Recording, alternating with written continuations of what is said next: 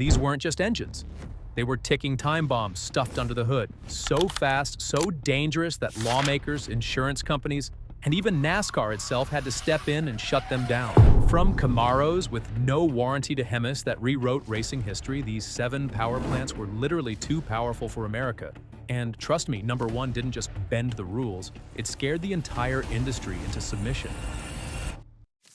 Engine number 7. Buick Nailhead, 401. Let's kick things off with an engine that looked weird, acted weird, and left hot rodders scratching their heads. The Buick Nailhead 401. Built from 1959 to 1966, this motor was way ahead of its time. Just look at it. Those vertical valves sticking straight up like nails hammered into a board gave it that nickname. While every other car company was copying each other, Buick said, "Screw it," and built something completely different. What did they get? An engine pushing 360 horsepower and 425 pound-feet of torque in the Grand Sport. And here's the wild part. It hit peak torque at just 2,800 RPM. That's basically diesel truck power in a muscle car wrapper. Imagine you're sitting at a stoplight in 1965, thinking you're gonna smoke some Buick. Light goes green, you nail it, and that nailhead just launches while barely touching the red line. Most cars back then had to scream to make any power. The nailhead didn't scream, it just shoved. But here's why nobody got it. Hot rodders tried revving it like a small block Chevy, blew it up, and then said it was trash. Real talk though, if you treated it right, geared it low, kept the revs reasonable, it could embarrass pretty much anything on the street. One guy who's been building these for 30 years put it this way: it's like a heavyweight boxer. Doesn't dance around, doesn't throw a bunch of jabs, but lands one punch and lights out. The Nailhead's biggest issue wasn't performance, it was image. Buick just wasn't cool in the 60s. When some 18-year-old kid wanted to impress his girlfriend, he bought a Mustang or Camaro, not his dad's stodgy Buick. So these incredible engines ended up in cars that looked too boring for street racing bragging rights. Collectors today know what's up though. Surviving Nailhead cars are rare, and when one pops up, especially a Grand Sport with the 401, you're looking at serious cash. A clean one can easily hit 6 figures at auction. The irony? All those guys who passed on them back in the day are now kicking themselves watching these things sell for more than their retirement funds. The Nailhead proved something important. Sometimes the best engines aren't the ones everyone talked about. They're the ones everyone underestimated. Engine number 6, Cadillac 500. If there was ever a wolf in sheep's clothing, it was the Cadillac 500. On the outside, pure luxury. Eldorados, Fleetwoods, even hearses and limos. Under the hood, the biggest production V8 America ever made. A monster, 500 cubic inches cranking out 400 horsepower and 550 pound-feet of torque when it came out in 1970. Yeah, your grandpa's Cadillac could outrun half the pony cars on the block. The beautiful thing about the 500 was nobody saw it coming. Cadillac buyers didn't care about performance. They wanted comfort, status, smooth cruising. So engineers snuck this beast in without regulators or insurance companies even noticing. For a couple of glorious years, you could buy the biggest land yacht on the road and secretly own the most powerful engine in GM's entire lineup. But the party didn't last. Emissions regulations came down like a hammer, and the Cadillac 500 got neutered faster than anything else. In just a few years, it went from 400 horsepower to barely 190. Like watching Superman lose his powers right in front of you. One Cadillac engineer actually said, "We built the most powerful engine in GM history. Then watched the government strangle it to death." The 500 also suffered from Cadillac's reputation. Most owners weren't drag racers, they were businessmen, retirees, families buying a luxury cruiser. So these engines got driven into the ground with barely any maintenance. Finding a clean survivor today is nearly impossible. But if you somehow track down an early high-compression Cadillac 500 that's untouched, you're holding a 6-figure car easy. The Cadillac 500 proved something. Sometimes the baddest muscle car didn't even look like a muscle car. It looked like your grandmother's Sunday driver. Engine number 5, Pontiac 455 HO. By the early 70s, muscle cars were under attack from all sides. The Clean Air Act was coming. Insurance companies were circling like vultures. and guys like Ralph Nader were calling muscle cars death traps on wheels. Most companies gave up and started killing their engines. But Pontiac said, not yet. Enter the 455HO, the last warrior standing against the bureaucrats. In 1971, while everyone else was quietly cutting horsepower, Pontiac engineers went the opposite way. They gave the HO a 4-bolt main block that could take serious abuse, huge valves that breathed like Niagara Falls, and a Rochester quadrajet carb that sucked down 800 cubic feet of air per minute. What did they get? 335 horsepower and 480 pound-feet of torque when the competition was barely limping along. And this wasn't just a numbers game, it could back it up. A stock 455 HO could rip through the quarter mile in under 14 seconds, even with crappy bias ply tires and a 3-speed automatic. Put that in perspective, that's quicker than some modern V8 sedans with twice the technology. But here's the sad part. Pontiac killed its own legend. They stuffed the 455HO into everything. Trans Ams, GTOs, Grand Prix, even wagons. When your grocery getter has the same engine as your street machine, it loses something special. By 1975, the HO was gone, strangled down to barely 200 horsepower, like watching Muhammad Ali get knocked out by some bureaucrat in a cheap suit. Today, though, a numbers-matching 455 HO Trans Am or GTO will cost you more than most people's houses. Collectors know this engine wasn't just Pontiac's last stand, it was muscle's last roar before the lights went out. Engine number 4, Chevrolet ZL 1427. If Pontiac's 455 HO was a last stand against regulators, Chevy's ZL 1427 was basically a middle finger to the bean counters. This wasn't just an engine, it was a factory-built race motor that somehow ended up in street cars. Chevy designed the ZL1 as an all-aluminum big block 427 for drag racing. It was lightweight, crazy strong, and officially rated at 430 horsepower. But here's the thing. Everyone knew that number was bogus. Real world, these things were pushing well over 500 horsepower straight from the showroom floor. That made the ZL one of the most overpowered production Camaros ever built. But there was a catch.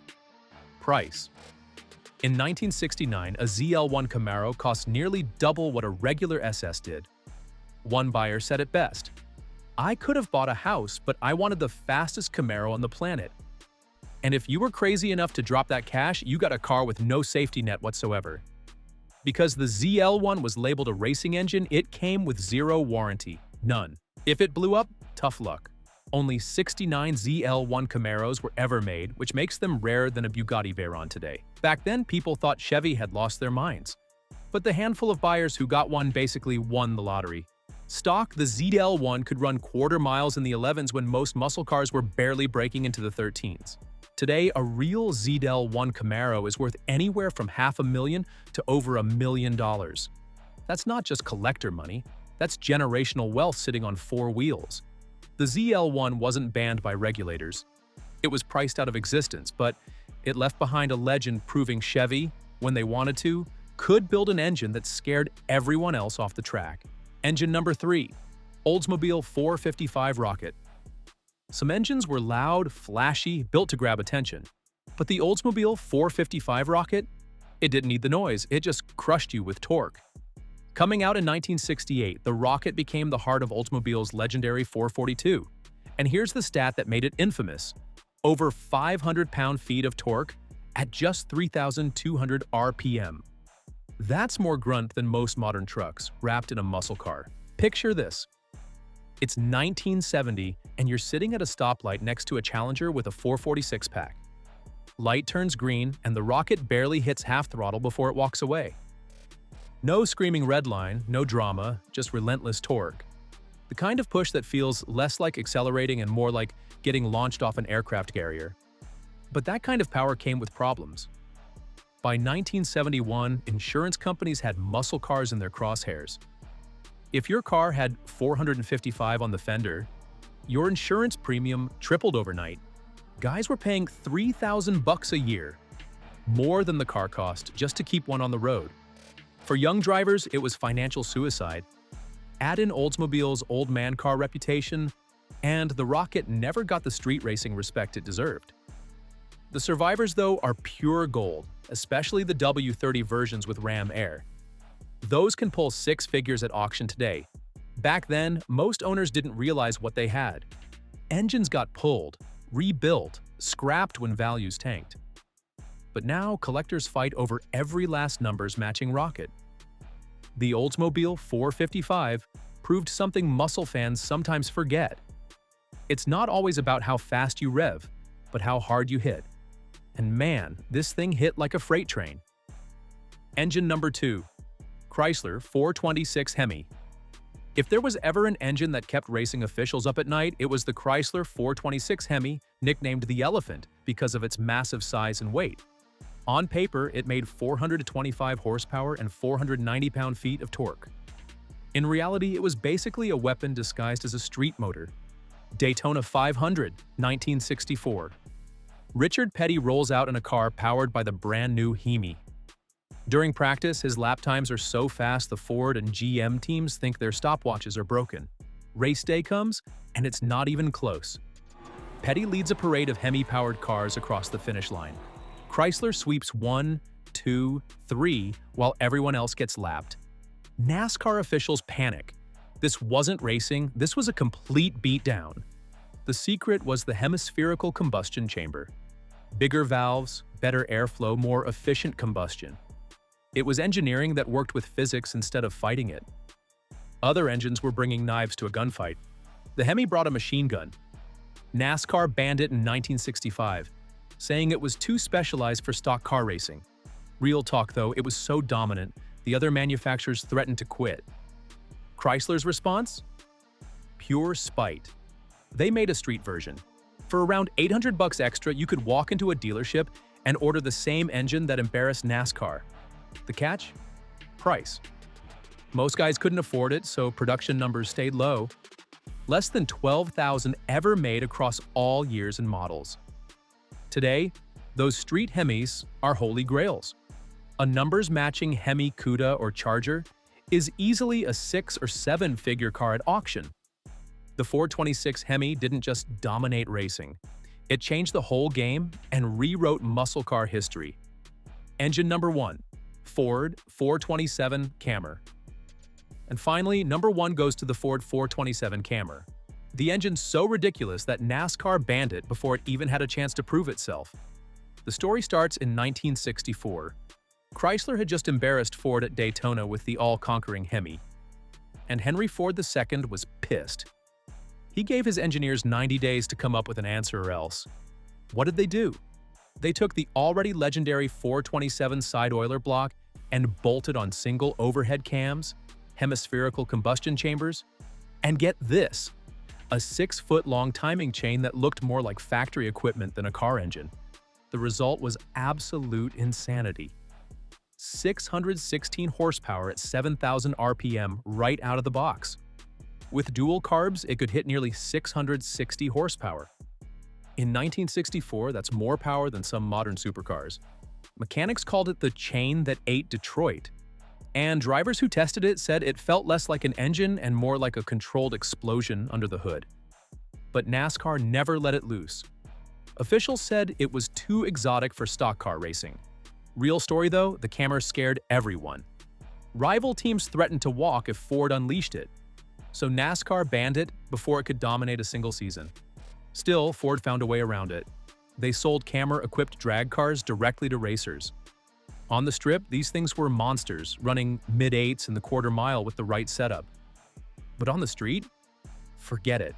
The Camry was so advanced, so expensive, so over-the-top that hardly anyone could keep one running. Today, the 427 Camry is a straight-up legend, the forbidden fruit of the muscle car era. It proved something. Sometimes an engine doesn't need a long racing career to become iconic. All it takes is one look at the numbers, one listen to the stories, and one fact. NASCAR banned it before it ever got the chance to show the world what it could really do.